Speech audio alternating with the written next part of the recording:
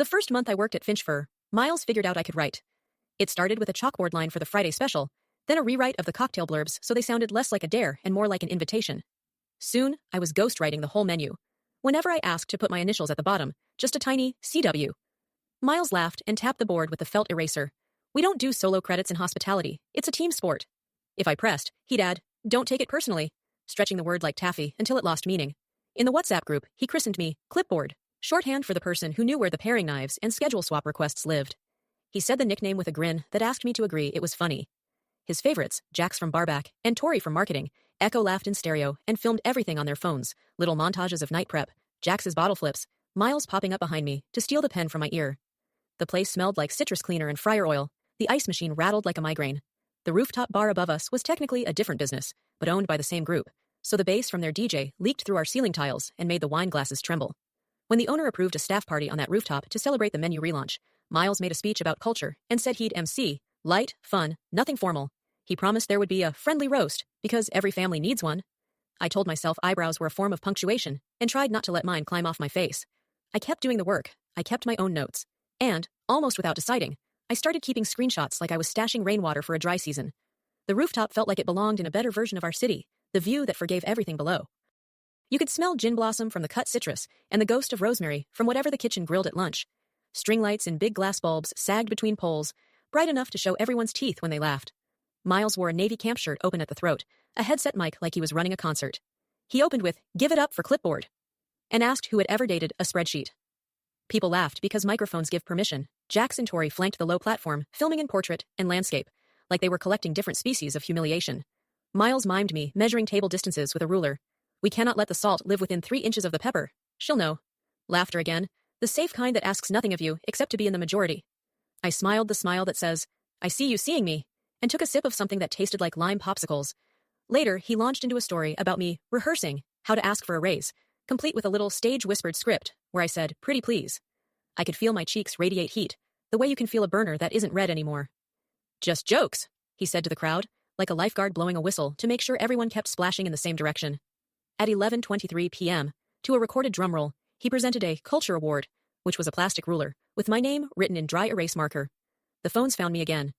I held the ruler like a bouquet, and looked out over the edge of the roof at a river of taillights, and decided to memorize everything. The smell of sweat and tequila, the squeak of my sandals on spilled beer, the baseline thudding higher than my chest. The day after the party, I woke with the taste of limes and steel in my mouth, and a rectangle of sun warming my shins. My phone was already busy without me. Tori had posted a highlights ring titled FF Fam Night. So, inside, Miles doing body shots from a hollowed lime, me blurred in the corner as he pretended to wrestle a clipboard out of my hands, captions like Dish Pit Poet, and we trained her tonight. Jax uploaded a 40-second clip with a timestamp burned into the corner 11:23 p.m., where the crowd chanted, Clipboard, Clipboard, while I curtsied like I was keeping a fragile plate from sliding off a lip. When I texted Miles that the bit went too far, he answered, Don't be sensitive, be grateful for exposure. In the WhatsApp group, he wrote, We set the tone, hospitality is play, and a row of laughing emojis rolled in from Jax and Tori. Then a new image popped up and vanished in under a minute. Jax had accidentally posted a screenshot of Venmo. 47 gas money, thanks, from Miles at 2:04 a.m. He deleted it, then typed, LOL wrong chat. The smell of stale fryer oil clung to the hoodie I dropped on a chair.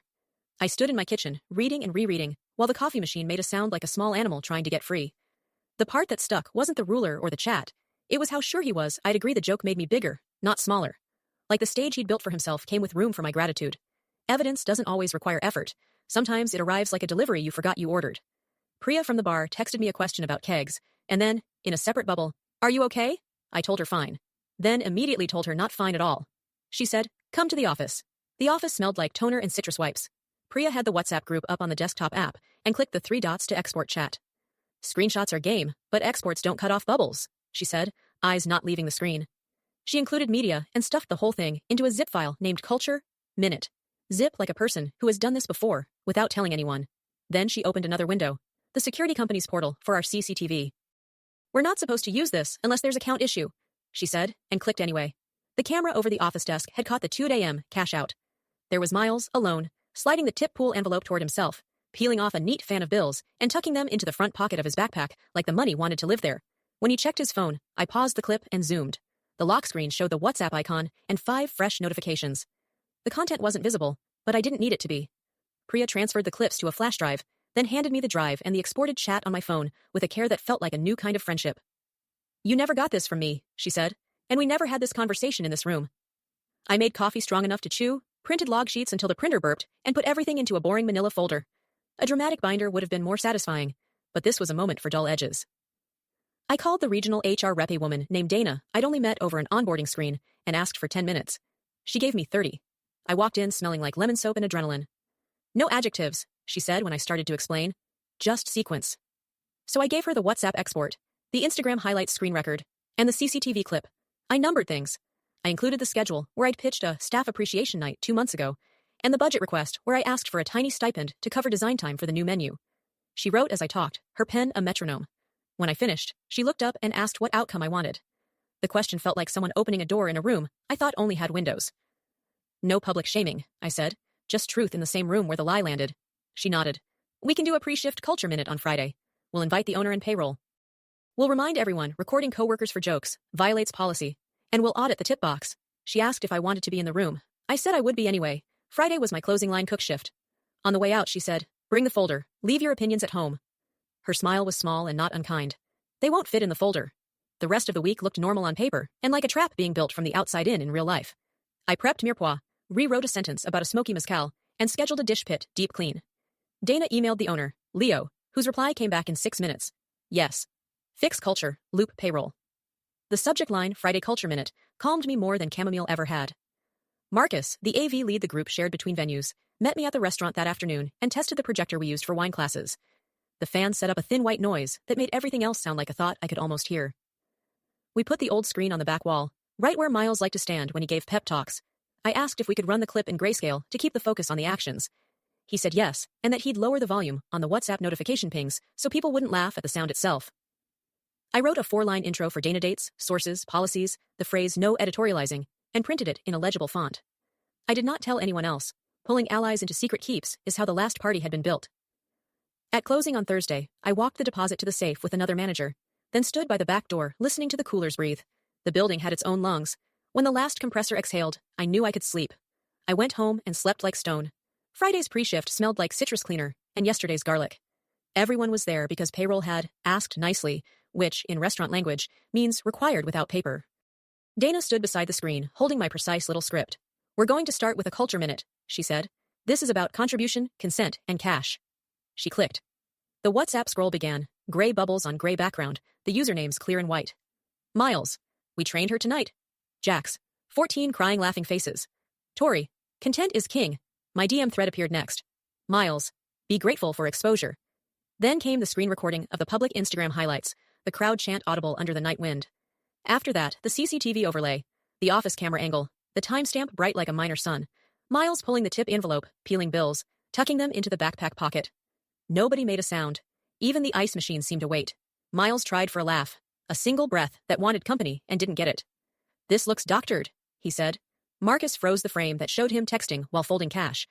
In the bottom corner, a reflection caught his profile in the office window. Dana said, "We conducted an overnight count and audit. The discrepancy equals the cash visible in this clip." Her tone could have sliced paper without creasing it. "We'll handle next steps individually after this meeting. For now, the policy is no recording coworkers for jokes, no public roasts at staff events, and all menus and comms credit contributors." She clicked the projector dark. "Line up, let's work." I went to my station and sliced lemons so thin I could see the seed ghosts. An hour later, Miles disappeared into the office with Dana and came out without his headset, without his keys, without the swagger that had always walked 3 inches in front of him. Payroll printed checks reimbursing the tip pool to everyone scheduled that week, even dishwashers who'd left early.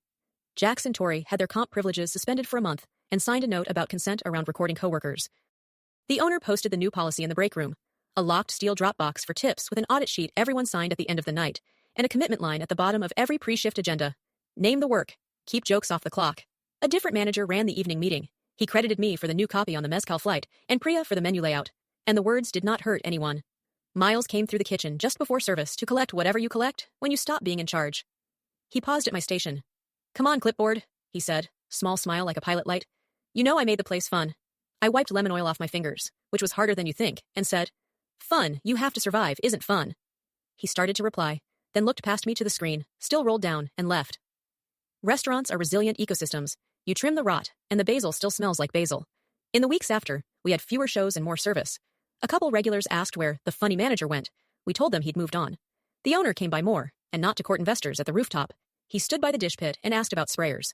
Priya built a template for shift credits, menu copy, C, layout, P, photos, T, and our Instagram turned into a quieter thing.